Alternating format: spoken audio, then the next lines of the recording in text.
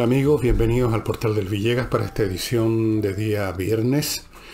Como saben, yo grabo el día antes, en la tardecita, a veces a la misma hora, otras veces más tarde.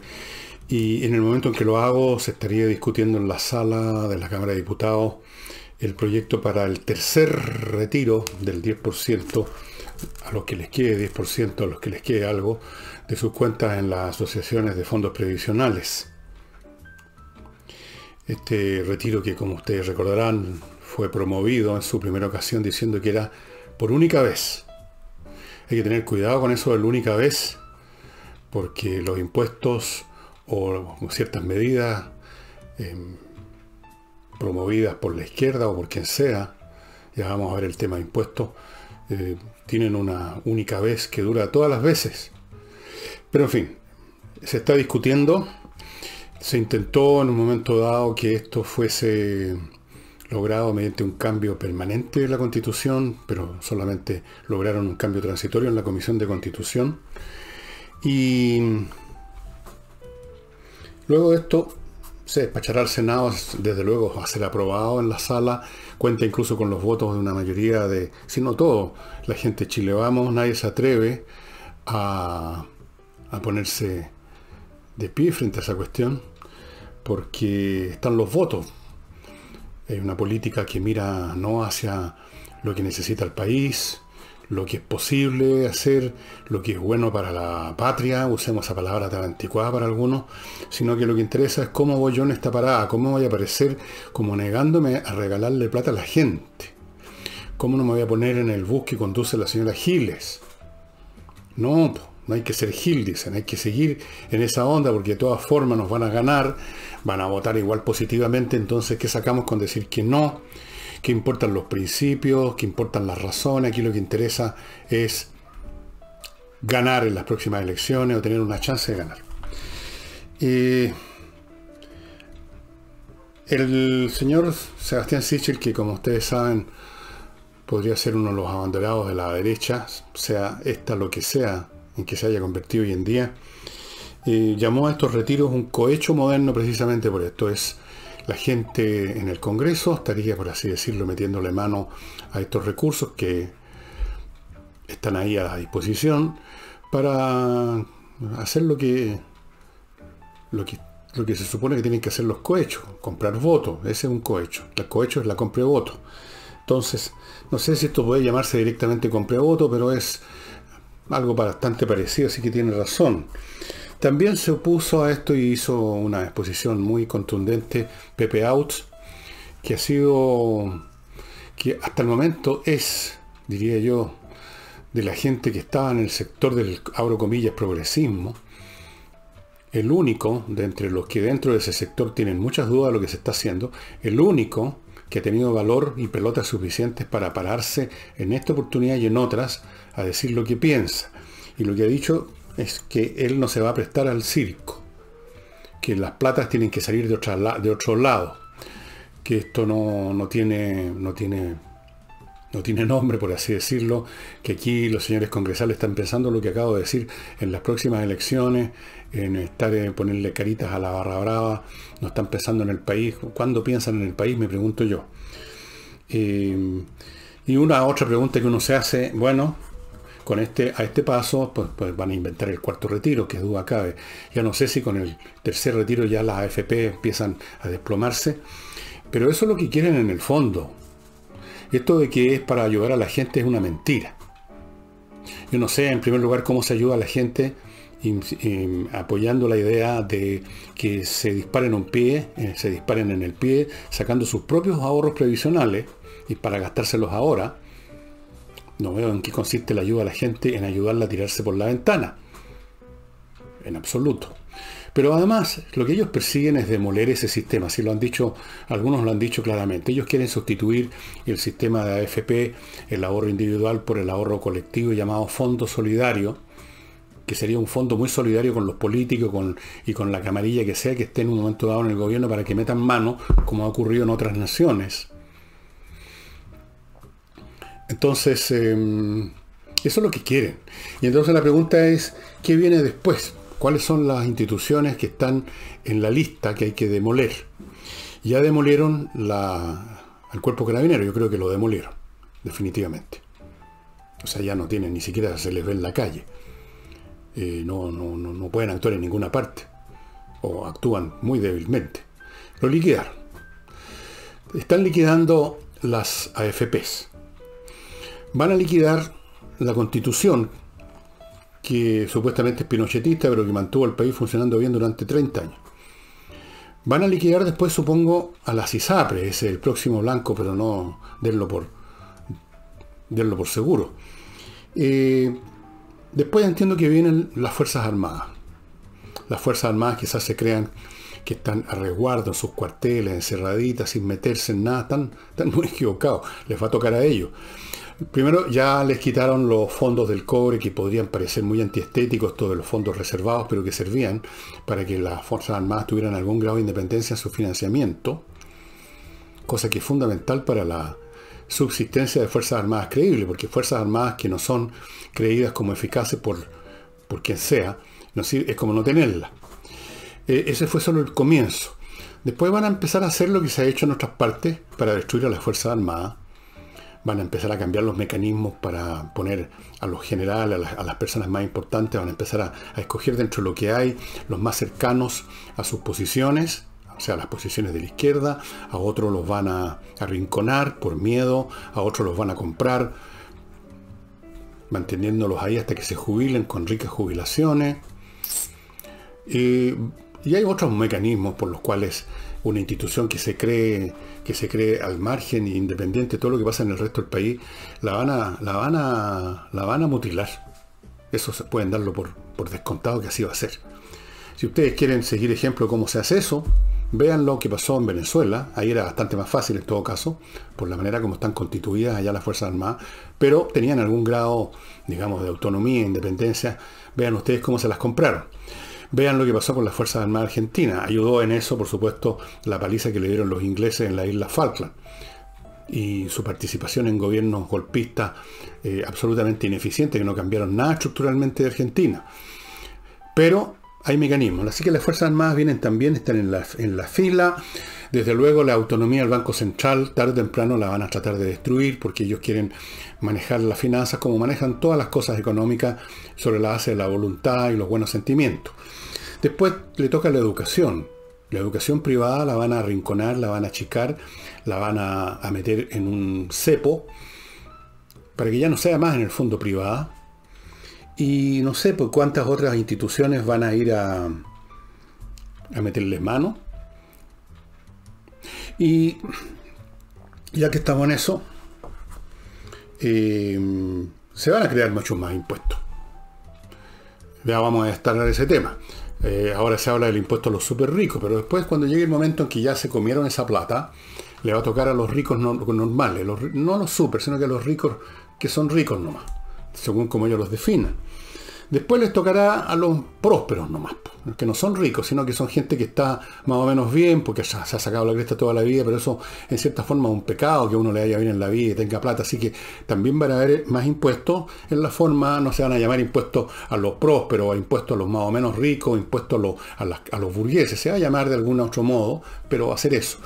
Y después, no sé, a los propietarios de vivienda también les pueden pegar un cogoteo, ¿no es cierto? Qué duda cabe, si hay mucho por donde meter la mano, por Dios que hay harto.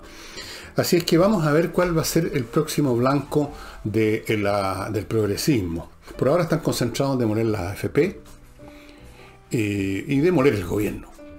El gobierno, que no es una institución, simplemente es el turno que le tocó a un grupo político de echar a la moneda. Eso ya lo tienen destruido, ahora simplemente hay que esperar que alguien saque el cadáver de la moneda. No falta mucho, no es necesario hacer mucho esfuerzo para eso.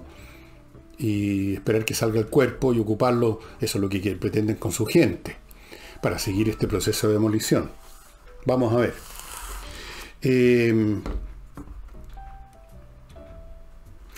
Vamos a pasar después inmediatamente a ver algunas cosas que dijo el ministro de Salud, el ministro París, pero antes me voy a permitir, si ustedes me dan la venia, de entrar a mi primer bloque comercial, que lo voy a partir con algo muy grato, que es Eudora, el Club Explora. Básicamente es el Club Explora, que le permite a usted, a cambio de una OF mensual, recibir mensualmente una bolsa con 2 botellas de vinos exquisitos distintos entre sí, escogidos por la enóloga del Club Explora. Por ejemplo, esta botella, ya se las mostré, se las muestro de nuevo porque es sobreviviente de mi sed etílica. La otra ya me temo que falleció. Esta botella es Corazón, es una assemblage de Carmener, Cabernet Sauvignon, Petit Verdot, y es del año 18, o sea, está, pero realmente para tomársela. Está puntuada con 94. Los vinos son evaluados del 1 al 100 y este está casi cerca del 100, imagínense lo bueno que es. Pero todos los vinos que usted va a recibir son buenos. Si usted se hace socio con una OF, recibe 2 botellas al mes. Si se hace socio con una OF y media, recibe 3 botellas, obviamente. Así es que ya sabe, contáctese con el Club Explora, los datos están a mi derecha, hágase socio y dése el gusto de recibir una vez al mes una bolsita con 2 botellas, sorpresa, sorpresa, a ver qué es lo que viene, y siempre viene algo muy, pero muy rico. Y continúo con Controller, amigos, amigas. Si usted es empresario, si usted es ejecutivo de una empresa y pretende seguir trabajando en nuestro país, cosa que algunos no están pensando en otras cosas, ya vamos a hablar de eso también, es necesario optimizar su funcionamiento en todos los sentidos, y una de las áreas más complicadas es la gestión, la parte administrativa, los pagos de cotizaciones, que los salarios, toda esa cosa, ese movimiento, siempre hay problemas. Póngase en manos de Controller, una empresa creada por varios contadores auditores que trabajaron haciendo esto por 20 años en grandes empresas norteamericanas, que conocen esto al dedillo, examinan, hacen un escáner de la gestión de su empresa, encuentran las fallas, los déficits, se los comunican, le dan las soluciones y su empresa empieza a funcionar a otro nivel. Muy importante hoy en día las empresas que se acostumbraron a funcionar así Mahoma nomás, porque igual funcionamos, igual ganamos plata, igual salimos para adelante, esa mentalidad del más o menos, ya no van a poder. En el futuro va a ser bastante más difícil. Y para que usted convierta en dinero las millas acumuladas, que en este momento es un número abstracto nomás que está flotando en la estratosfera junto con los aviones, entre a kmmillas.cl, donde se las van a comprar. Esas millas se las van a comprar y usted va a recibir ese millaje en dinero. Si usted no piensa viajar pasado mañana, o si va a viajar pero no va a emplear todo el millaje que ya tiene acumulado, entre a kmmillas y venda. Venda, estimado amigo. Y continúo con el ministro, como les dije, el ministro de Salud, que no cesa, bueno, es su personalidad, de mostrar su estilo conciliador, un estilo conciliador que es maravilloso en tiempos en que hay ciertos consensos y acuerdos y que resulta completamente infructuoso en tiempos como los que vivimos ahora. Pero en fin, él es así. Y hizo una exposición en televisión en la cual, entre otras cosas, centró el análisis de los problemas que ha tenido el gobierno en la administración de la salud, en la lucha contra la pandemia, en lo difícil que es, dijo, esto de las comunicaciones, porque nosotros no somos periodistas, como si los periodistas fueran expertos en comunicación, nosotros no somos periodistas, etcétera, etcétera, etcétera. Bueno, aquí me parece que estamos mal, mi señor ministro. Por lo que yo he leído, he visto y he oído, cuando se hacen críticas, buenas o malas, correctas o incorrectas, cuando se hacen críticas al gobierno, se hacen críticas a las medidas, no al modo como se comunicaron. Así que usted, señor ministro, se está equivocando en esto o está tratando, pero no creo, porque usted es una persona bien transparente, de embolinar la perdiz, como se dice. Son las medidas las criticadas, no el cómo se dijeron. Cuando se habla de comunicación, no nos estamos refiriendo a cualquier cosa que dice un funcionario y que se puede equivocar. Eso se llama información, no comunicación. ¿Cierto? Informo que pasado mañana tal comuna va a entrar, por ejemplo, a cuarentena. Eso es una información. Y por supuesto uno se puede equivocar y se equivoca de comuna y dice la comuna equivocada. Eso es un error en la información. Comunicación es un concepto más rico, más complejo, que tiene que ver con de qué manera políticas medidas en escala, pero sobre todo políticas relativas a un ámbito de la vida de la nación, son comunicadas, expuestas, vendidas, por así decirlo, al público. Es muy distinto a información. Y no es eso lo que se le ha reprochado al gobierno. Se le han hecho un montón de reproches que no valen nada, que son mentiras, que son maliciosos, que no tienen más que un objetivo político. Pero van contra las medidas. Nadie ha dicho, no nos gustó la manera como usted nos dijo esto, sino que han dicho, no nos gusta la cuarentena, o nos gusta que hubiera más cuarentena, o el gobierno lo ha hecho mal. O sea, ha hecho, no ha hablado, sino que lo ha hecho mal, etc. Es que eso es una cosa. Lo segundo, que me parece que no está bien, señor ministro, es que ni usted en esta área, ni el gobierno en general, debiera estar tan preocupado de mirar lo que dicen de lo que usted hace, o de lo que hace el gobierno en su conjunto. Este afán por estar mirando a ver cómo reaccionan los demás, a ver qué cara me pusieron, no, pum. Y menos cuando se trata de un tema que es como este, un tema que requiere medidas concretas, a veces técnicas cuando hay conocimiento, a veces simplemente un poco haciendo una apuesta, pero tomando medidas, no quedándose de brazos cruzados. Hay que hacer lo que es necesario, ni más ni menos. No hacer o preocuparnos de cómo comunicar un hacer que va a ser bien recibido por una oposición que nunca va a recibir bien nada, pues además.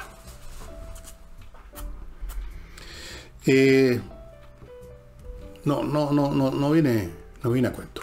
Por ejemplo, voy a darle un ejemplo, señor París, si está viendo este programa, vamos a suponer que lo está viendo. Esto es retórica, decir señor París, como si estuviera escuchando este programa, lo dudo mucho. Cuando se determinó que iban a haber prohibición de venta y distribución de bienes no esenciales, hicimos aquí una crítica, los comerciantes hicieron críticas naturalmente nacidas de su interés, de tratar de sobrevivir. Qué terrible ese interés, querer sobrevivir. Pero nosotros no estábamos preocupados de cómo dijo usted, cómo dijo algún funcionario de gobierno que iban a prohibirse las ventas de bienes no esenciales, sino que lo que nos preocupó fue la naturaleza de la medida, y la naturaleza de la medida era la que no estaba bien pensada, y finalmente ya se acabó, o está por acabarse. Hoy día precisamente creo que se acaba. Ya se pueden vender bienes y distribuir bienes llamados no esenciales, que nunca fueron. Yo hice un análisis sobre la diferencia entre lo necesario y lo esencial. Lo necesario es lo que uno sabe que necesita, y lo esencial es lo que alguien cree que uno necesita. Son cosas muy distintas. Ahí tenemos un caso de medidas que se pueden hacer bien, o se pueden hacer mal, pueden ser buenas o pueden ser malas, pero no es un tema comunicacional, es un tema de medidas, de acciones, de iniciativas. Pero sobre todo, no mire tanto para la galería. Fíjese que he sabido que usted se molestó en responder a una crítica de una periodista que no la conoce ni su mamá, una periodista norteamericana, creo, una de estas periodistas progres que las apoyan estas fundaciones europeas repletas de progre, y entonces escribió en un diario progre como el Washington Post, reprochando el exitismo de Chile por esto del avance en las vacunaciones. Perdone, ministro, pero ¿qué le importa a usted lo que diga esa idiota? Que cree que porque alguien está satisfecho con algo que hizo bien, entonces eso es exitismo. Es éxito nomás.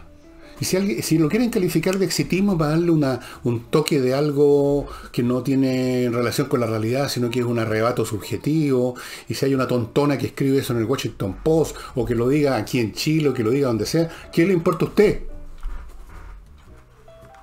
¿Por qué hay que preocuparse tanto lo que comentan, además los, abro comillas, enormes, los expertos que consulta la prensa, o estos caballeros de unas fundaciones misteriosas donde hay escritores, charlatanes, académicos de la legua, no de la lengua, de la legua, y que también de pronto se convirtieron en epidemiólogos? ¿Qué le importa? París, no le dé pelota. Deje que los perros ladren. Haga lo que tiene que hacer. Haga lo que tiene que hacer, punto. Si nunca va a dejar contento a esta gente.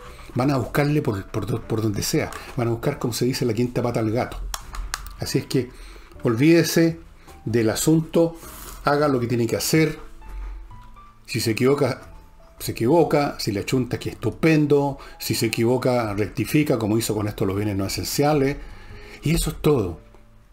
Y olvídese de lo que grita la gente ignorante, lo que gritan los idiotas, lo que gritan los maliciosos, lo que gritan los saboteadores, lo que grita la oposición, lo que grita gente que no tiene idea, lo que gritan los periodistas, los de los matinales, y toda esa gente que intelectualmente es bastante discreta, digámoslo así. Olvídese de ello. Y delante les mencioné, recién, digamos, el delante, que la Cámara aprobó lo del retiro del 10%, pero además en la comisión respectiva, en la misma comisión de la Constitución, se aprobó lo de el impuesto a los súper ricos. Y usted quizás se debe haber sentido, digamos, habrán cogido de lo dicho, porque habrá dicho, bueno, si yo no soy súper rico, ni siquiera soy rico, ni siquiera soy semi rico. Yo soy un empleado común y corriente que vive al 3 y al 4, así que si le van a meter la mano al bolsillo a los súper ricos, que se las metan nomás. Sin pensar en que eso además a la larga no es una buena idea desde el punto de vista del desarrollo económico. Pero está bien. Bueno, le tengo malas noticias, ¿no? Porque resulta que con esta aprobación del impuesto a los súper ricos se agregaron un montón de puntos más que tienen menos sonoridad mediática que hablar del impuesto a los súper ricos, pero que lo van a afectar a usted. Un montón de cosas. Yo le invito a que vean la prensa los aumentos de impuestos que se están anunciando, y todos con la frase mentirosa, transitorios. Las contribuciones que usted quizás paga por su propiedad fueron creadas en el año 61, 62 por el terremoto de ese año. Iba a ser transitorio también. Y llevamos, ¿cuánto? 60 años pagando contribuciones para la reconstrucción del terremoto del año 60. No se conoce ni en este país ni en ninguno un impuesto que deje de ser eterno, que se retire, que se elimine. Quizás a veces se puede rebajar un poco, pero normalmente se aumentan y en todo caso no se retiran. Así que no se encoja de hombro usted cuando vea esto de los súper ricos porque vienen impuestos. Si usted tiene plata, por ejemplo, invertida porque le costó toda la vida juntar unos millones y los tiene invertido en alguna de estas empresas que manejan, estas empresas financieras que manejan inversiones, plata suya. Entonces hay una serie de mecanismos por los cuales si usted los retira o los pone en ciertos fondos, usted no paga impuestos por ello, pero no puede retirarlo. Al final hay una serie de mecanismos bien complicados. Eso se acabaría. O sea, usted ahorra plata, pero si llega a cometer el pecado de sacar algo, le caen los impuestos. Y están recién afilando los lápices, esto va a seguir. O sea, lo de los impuestos es exactamente el único capítulo que han leído los textos de economía la gente de izquierda. Los impuestos, el meter la mano al bolsillo. Primero puede que empiecen con los súper ricos, pero después van a seguir con los ricos, semi ricos, un cuarto de rico, octavo de rico, prósperos, más o menos, clase media, lo que sea, para sacar plata. Que mientras tanto esto produce efectos como los que me han estado comunicando y he estado viendo por mi cuenta, en el sentido de la cantidad de gente que está sacando todos sus capitales de Chile, y que esto va a repercutir en la cantidad de interés que hay en el extranjero para venir a invertir en Chile, fuera de la plata que ya se va de Chile. Si esto va a significar que esos impuestos van a estar cobrando porcentajes sobre una cosa que no existe, porque no va a haber riqueza a la cual darle, digamos, sacarle una rebanada con los impuestos, o cada vez va a haber menos, lo que ha sucedido siempre en todo sistema económico donde se cree que la economía la riqueza es un objeto sólido que uno puede cambiar de un lugar a otro y no pasa nada, el objeto sigue siendo el mismo. Yo tengo el mouse aquí, ahora lo voy a poner acá, y ahí está. Pero en la economía moderna no es así. Se trata de valores, pero eso en la izquierda no lo entienden. Entonces creen que es posible transferir una cosa para acá sin que pase nada, salvo un cambio de ubicación en el espacio de ese objeto llamado riqueza. Creen que están en el siglo XVI o en el siglo XV y la riqueza consiste en un cofre con monedas de oro. Entonces esas monedas de oro las sacamos de ese cofre y las ponemos acá. No, pues, no es así. Pero mientras tanto, sin entrar en esas complicaciones de cómo realmente funciona la economía moderna, le voy a decir a usted, señora, señor, que tarde o temprano estos puntos lo van a afectar también a usted. No, así que no se encoja de hombro con lo de los súper ricos.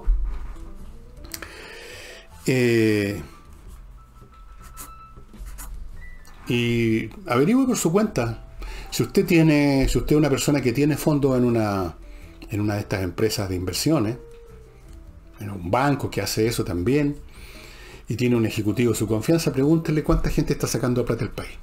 Se va a caer de poto. Continúo con mi próximo, estimados amigos, bloque.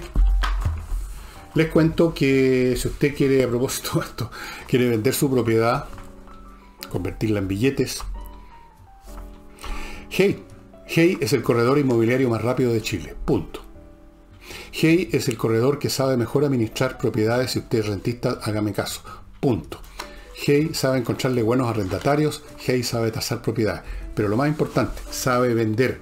Tiene métodos muy novedosos, distintos a los habituales, y vende. Ángel Hey. Ahí están los datos.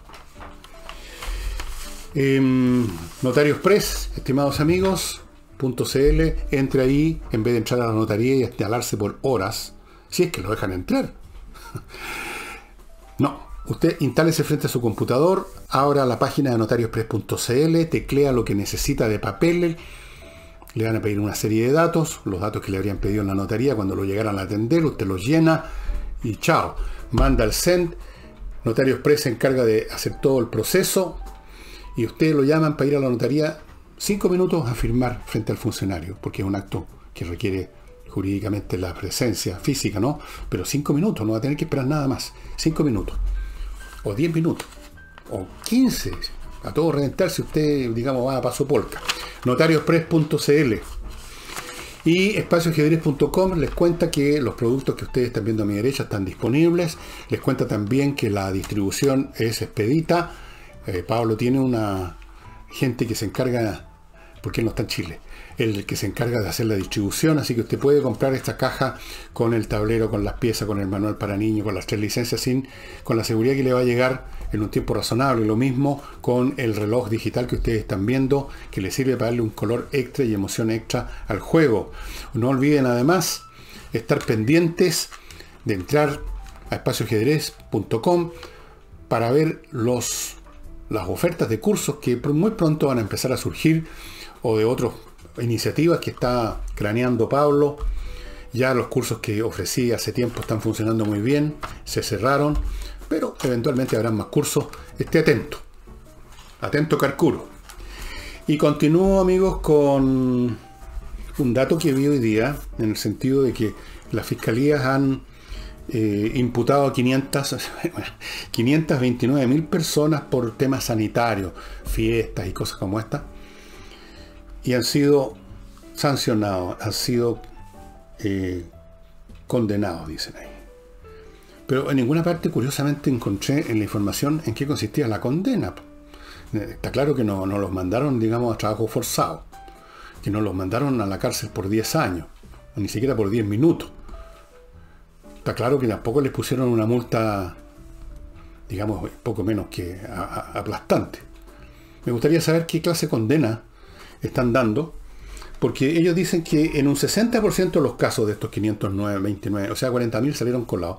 Un 60%, o sea, déjenme calcular, no serían 5, 6 por 6, como 30 y tantas mil personas fueron condenadas. ¿Pero condenadas a qué? Nunca más se supo. Quiero repetir de nuevo que si se quiere seriamente, si se cree seriamente que hay que controlar el movimiento y las interacciones de las personas, entonces si lo crean también que es preciso poner sanciones fuertes, de verdad, porque si no, la gente simplemente no le da pelota.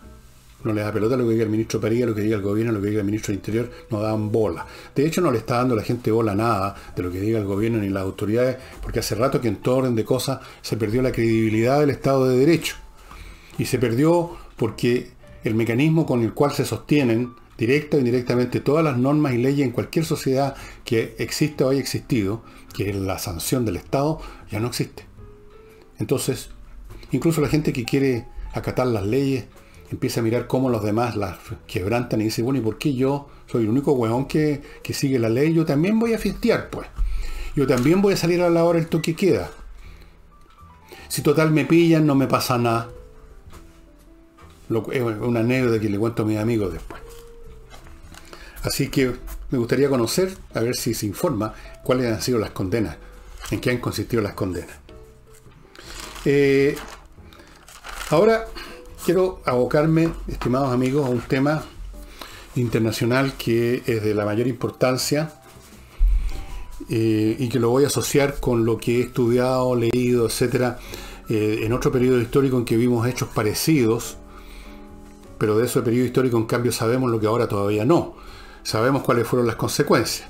Por ahora no, los del momento actual no, porque todavía no se han producido. Pero uno ya puede estar sacando, digamos, lección de lo que ocurrió en el pasado. Como ustedes saben, Europa y Estados Unidos están negociando con Irán para ver si se vuelve el acuerdo del año 2015, en el sentido de que Irán deja de ser sancionado, tiene acceso a los mercados, las finanzas, etcétera, etcétera, a cambio de que no pueda enriquecer el uranio más allá del 3, algo por ciento.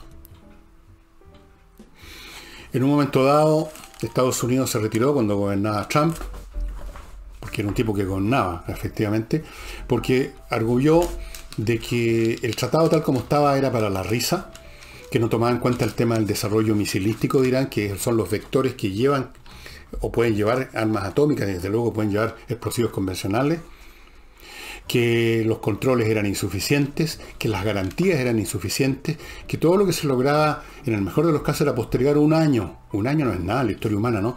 El hecho de que Irán consiguiera armas nucleares. Bueno, por supuesto todo el mundo gran camotera contra Trump, que se retiraba de un acuerdo, etc. Y ahora están en negociaciones, y esto me recordó mucho las negociaciones patéticas, cobardes, ineptas que llevaron a cabo los mandatarios de Inglaterra y Francia con la Alemania de Hitler, con el afán de evitar una guerra que no evitaron, sino que al contrario hicieron posible que fuese mucho más grande por no haber actuado antes a tiempo, porque no tenían estómago, porque estaban empapados con el pacifismo y el no más guerras, y tenemos que solucionar estas cosas con negociaciones, y todo un espíritu que se infiltró en la totalidad de las clases políticas europeas de Francia e Inglaterra, y en casi la totalidad de los intelectuales que siempre se tragan estos principios generales, viven hablando de ese tipo de cosas, y gran parte, y casi toda la prensa y gran parte del público, que era posible negociar con Hitler, que la guerra no debía, era una cuestión moral, no hacer nada que pudiera llevar a la guerra, que tenían que primar ciertos principios como la democracia, la autonomía de los pueblos, la paz universal y la amistad entre las naciones, etcétera, etcétera. Y con esos principios generales, Hitler se los pampeó como quiso. El momento culminante fue también una negociación como la que ahora están llevando a cabo con Irán europeos y gringos. Fue la famosa negociación en Múnich, donde en su afán por evitar una guerra, que no evitaron, el señor Chamberlain, Neville Chamberlain, que era el primer ministro británico, y que llevó la voz cantante en esto de evitar a toda costa la guerra, así fuera bajándose los pantalones, llegaron al extremo de darle permiso, de facilitarle a Hitler el que destruyera una nación, que primero le quitara un pedazo a Checoslovaquia, una zona que se llamaba los Sudetes, donde vivían muchas personas de origen alemán, pero hizo una promesa en ese momento: ya, le vamos a dar esa zona, y obligaron estos otros europeos, Inglaterra y Francia, que los checoslovacos aceptaran, porque si no, nosotros no vamos a hacer nada por impedir que a Alemania se les tire el cogote. Pero entonces Hitler prometió que hasta ahí nomás llegaba, que eso era todo, con eso quedaba satisfecho, que él no pensaba atacar a Checoslovaquia. Un mes después invadió Checoslovaquia. Y esto sucede siempre en la política nacional o internacional, cuando los políticos que se creen más inteligentes y superiores moralmente, como algunos acá en Chile creen que son superiores moralmente a los demás, cuando pretenden hacer política sobre la base de principios abstractos. En esa época, en los años 30, era el tema de la autodeterminación de los pueblos, era el tema de evitar la guerra a toda costa, era el tema de las negociaciones, de llevar las cosas a un terreno de mesas donde se llega a acuerdos, Y en otros tiempos son otros los esquemas ideológicos, ahora son los derechos humanos una cuestión fundamental. Pero resulta que la política nacional e internacional no funciona con grandes principios. Nunca ha funcionado. Funciona sobre la base de intereses y funciona sobre la base de realidades. Si uno quiere tener paz, no basta con amar la paz y con decirle al otro que a lo mejor es un agresor, que sería buena persona y se ponga pacífico. Uno mantiene la paz con un esfuerzo constante basado en la fuerza, que produce un efecto disuasivo en el potencial agresor. O como decían los romanos, si vis pacem para bellum, que significa, si quieres paz, prepárate para la guerra. Por supuesto, frase que hoy en día especialmente debe sonar de lo más escandalosa, reaccionaria y fascista que hay. Pero cuando se cae en actitudes débiles, derivadas de principios, que a su vez sirven para camuflar lo que en el fondo es cobardía y oportunismo, lo que ocurre es que simplemente se alimenta al cocodrilo que va a seguir avanzando. Fíjense ahora lo que está pasando.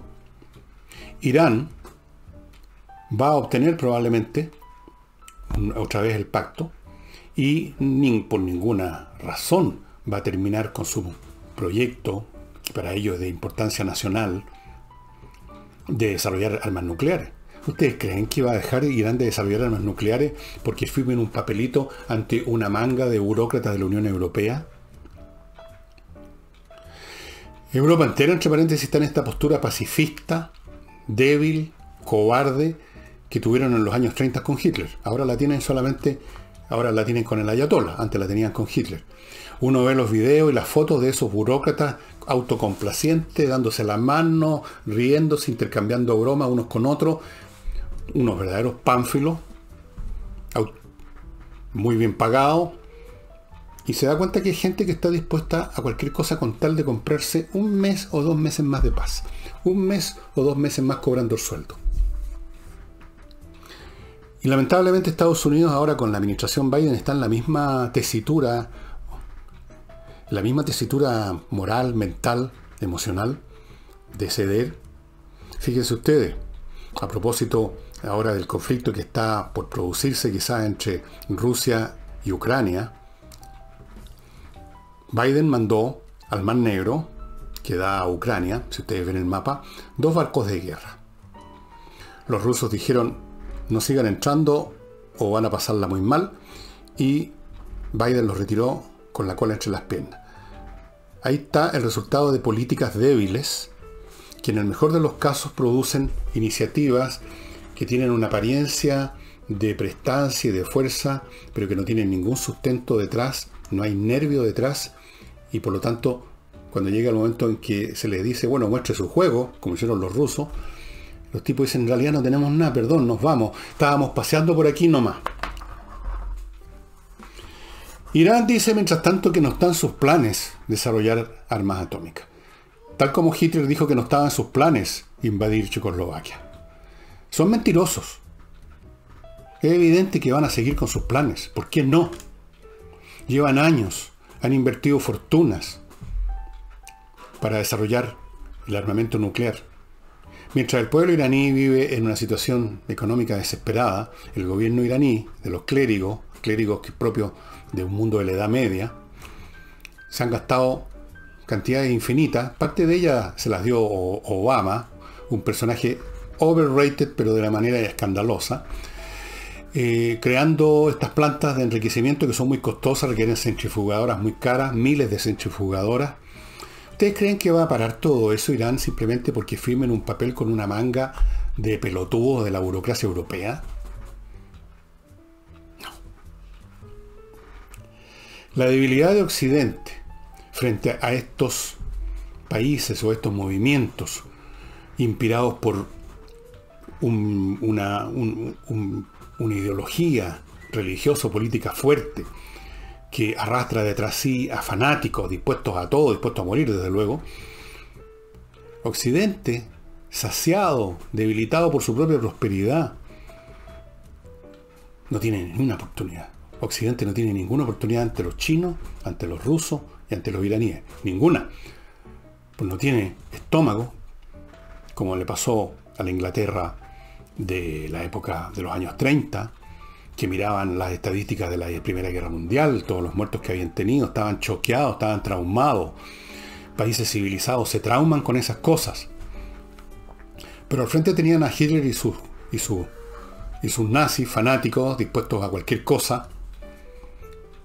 Entonces estaban los ingleses y los franceses muertos de miedo y dispuestos a bajarse los pantalones cada vez que se los pidiera Herr Hitler, para ganar una semanita más de paz, un mes más de paz. Así fuera a costa de Checoslovaquia, después fue a costa de Polonia y después fue a costa de ellos mismos. Los países europeos pudieron haberle parado los carros hasta el año 38 a Hitler. Hasta el año 38 tenían abrumadora superioridad militar, pero tenían esa debilidad moral, esa cobardía, que hace que las armas que uno tenga en las manos no sirvan de nada. Cuando se tiene un arma en la mano hay que tener el valor de usarla. Si no, te la van a sacar y la van a usar para matarte a ti. Como le ha pasado a muchos civiles, dicho sea de paso, cuando enfrentan a un delincuente. Así es que... Y ahora, para terminar este asunto, permítanme primero decirles que usted puede arreglar sus pisos, cualquiera que sea su material, parqué, piso flotante, moqueta, cerámica, mármol, losa, baldosa, con los productos que vende SMF, especialistas en esto desde hace 20 años, en limpia pisos. No use cualquier producto porque la va a embarrar. SMF, estimados amigos. Y para una buena reserva financiera, entre a compreoro.cl y compre oro. Todas las pepitas de estas que usted quiera, que son, en el fondo los llaman ellos lingotes, y tienen unas inscripciones que tendría que verlas con una lupa aquí. Este oro de 24 quilates, esta cosita minúscula que ustedes ven aquí en mis manos, vale como $1.000.000. O sea, usted podría tener un puñado en las manos y tener una buena parte de su fondo en sus manos, literalmente. Un objeto físico que usted lo mueve donde quiere, lo tiene donde quiere, no es víctima de problemas informáticos, que se cayeron los computadores, o que se cayeron los servidores, o que se derrumbaron las bolsas. Usted lo tiene en las manos, igual que esto, un lingote de plata de 1 kilo, plata pura, 99,99%, también vale como un palo. Usted puede dejar una parte de sus recursos convertida en estos objetos, estos metales preciosos que son valiosos en cualquier parte del mundo y en cualquier momento. Es una seguridad absoluta, es la última reserva, digamos, la reserva final. Compre oro en compreoro.cl. La otra alternativa que yo les doy en materia de inversiones es invertir en Estados Unidos. Uno no tiene que hacer todo en oro y plata, o todo en inversiones, o todo en esto. Uno diversifica, ¿no es cierto? Ya tiene oro y plata, puede también invertir en Estados Unidos, que este año se asume que va a crecer mucho. Y si usted no sabe cómo hacerlo, entre en inviertanusa.cl, una compañía chilena norteamericana que le ofrece todos los servicios a vivir y por haber, y no solo servicios, sino que ofertas. 3.500 franquicias están en su portafolio para que usted escoja dónde le gustaría invertir. Tienen cientos de ofertas de bienes inmobiliarios en Estados Unidos, en todos los estados de Estados Unidos. Le abren cuenta corriente en bancos americanos, le consiguen financiamiento hipotecario, le constituyen las sociedades comerciales en Estados Unidos, le pueden conseguir una visa de residencia, todo en inviertanusa.cl. Y ya si se va a ir a USA a hacer sus negocios, ahora sí que tiene que aprender inglés de verdad, y para eso está entrenainglés.cl, una academia con profesores de verdad, que enseñan de verdad, y lo están haciendo ahora online, lo cual le da todavía mucho más fuerza a los cursos.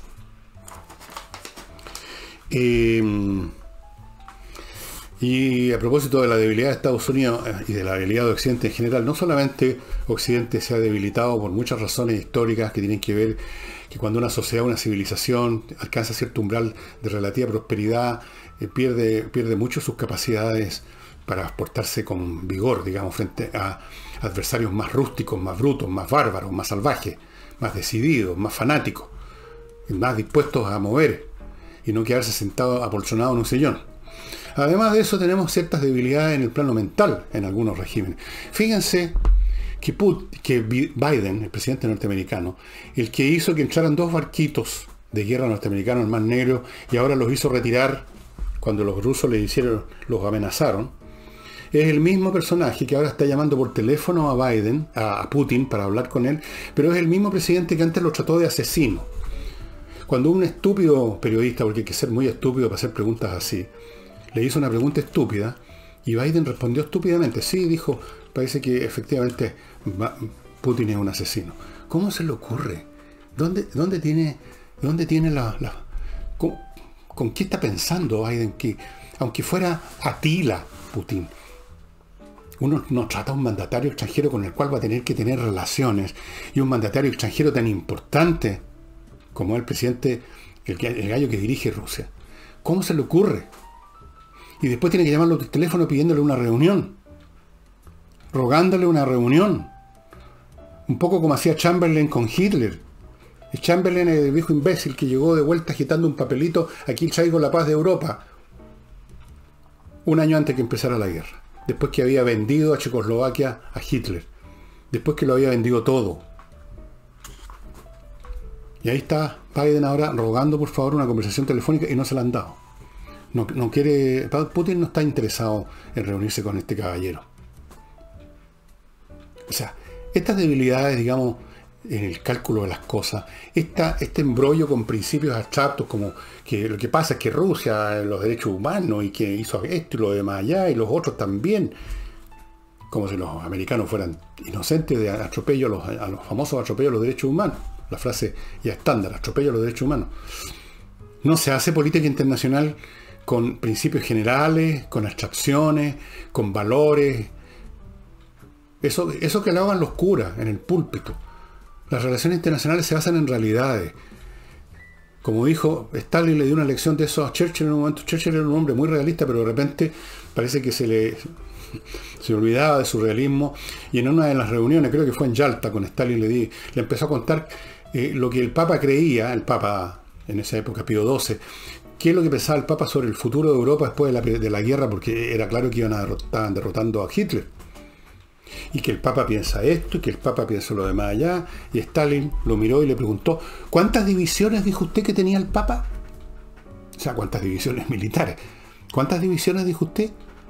Porque estas cosas, digamos, no se resuelven con principios morales, valóricos y fraseología de cura de Mise XII, sino que la paz, lo positivo, se construye a veces con modos bastante rústicos y rudos. La paz se construye teniendo fuerza, no con debilidad. Los débiles invitan a la agresión, simplemente. Occidente está invitando a la agresión y la están agrediendo. Y Irán les va a vender la pomada a los europeos. Los europeos lo único que quieren es comprarse la pomada. Quieren un anestésico. Quieren un anestésico para camuflar su propia cobardía y su propia incapacidad. Pasa siempre con los débiles, que en el fondo saben que se los van a cagar, ¿no es cierto? Pero quieren que por lo menos les digan algo que les permita sentir una esperanza que las cosas van a salir bien. Oye, pero dime esto, o sea, por favor. En eso están los europeos. No Israel. Israel sabe muy bien a qué atenerse. Y si acaso aún no ha atacado ya con tutti las instalaciones nucleares iraníes, no es por una cuestión de principio o porque a lo mejor va a morir doña Juanita si le cae una bomba cerca. No, ha sido por razones técnicas nomás.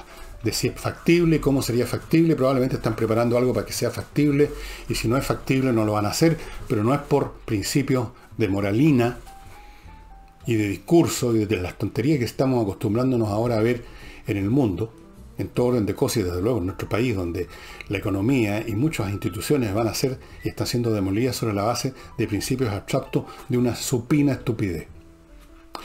Y con eso, amigos, termino esta parte para contarles del libro de hoy, que es este: Ciudad de Fortuna, de Roger Crowley. Ciudad de Fortuna se refiere a Venecia, cómo Venecia gobernaba los océanos. Cuando uno, quizá usted piensa en Venecia ahora, se imagina la ciudad turística, atiborrada de turistas, los botecitos con los gondoleros, nada más. Pero Venecia fue una república, la Serenísima República, que gobernó los mares por siglos de siglos, era una potencia militar y comercial durante la Edad Media y hasta, bueno, ya bien entrada la modernidad, digamos, hasta el siglo XVII, XVIII todavía contaba, ya el siglo XVIII no tanto, pero todavía era alguien, un poder político con el cual había que contar. Y en algún momento no solamente había que contar, sino que era dominante en el Mediterráneo. Una gran sociedad comercial gobernada por una aristocracia del dinero, una oligarquía, pero las clases más bajas tenían alguna voz en algunos asuntos y estaban más o menos satisfechos porque era una república próspera. Todo el mundo tenía pega como marinero, en las fábricas de muchas cosas, en los astilleros, en la flota de militar, en los ejércitos que tenían, aunque eran menores que la flota, en las actividades comerciales, industriales. Todo el mundo tenía pega, todo el mundo había acción. Así que el pueblo llano tenía alguna posibilidad de participar en algunos organismos de gobierno, muy menor, pero mientras estuviera el paquete de tallarines, no había ningún problema, y esa oligarquía duró siglos. Literalmente duró casi un milenio. La historia de esa república es muy interesante porque es también la historia de la Europa de la Edad Media, la historia de la lucha entre Europa y el Islam. Muchas veces se trabó en lucha con el Islam, Venecia, y en otros momentos comerciaba con el Islam. Podían estar en un momento disparando y en otro momento vendiendo, no tenían ningún problema. Fue realmente siendo solo una ciudad, y a veces tenían algunos territorios anexos en el continente, en la península italiana, pero básicamente era Venecia y su flota, una cosa diminuta comparado con el reino de Inglaterra, con el reino de Francia, o con otros reinos que habían en la península italiana, y sin embargo fue preponderante. Y la historia es apasionante. Roger Crowley ha escrito varios libros relacionados con cosas del mar, como Empires of the Sea, Imperios del Mar, por ejemplo, que también lo tengo. Y la historia de cómo llegó a crecer y convertirse en lo que fue, cómo llegó a la cima y luego por qué factores empezó a decaer su poder, es muy interesante. City of Fortune, de Roger Crowley, a quien conozco. He tenido el gusto, a varios de estos historiadores que yo les menciono en sus libros, yo tengo contacto con ellos en mi calidad, no de colega, porque yo no soy historiador, pero en calidad, por último, del hueón que les compra los libros y que les puede hablar en su idioma y conversar y comentar. Y eso sería todo por hoy, estimados amigos. Será hasta mañana sábado, donde trataré de buscar un tema que sea de su interés. Muchas gracias y hasta entonces.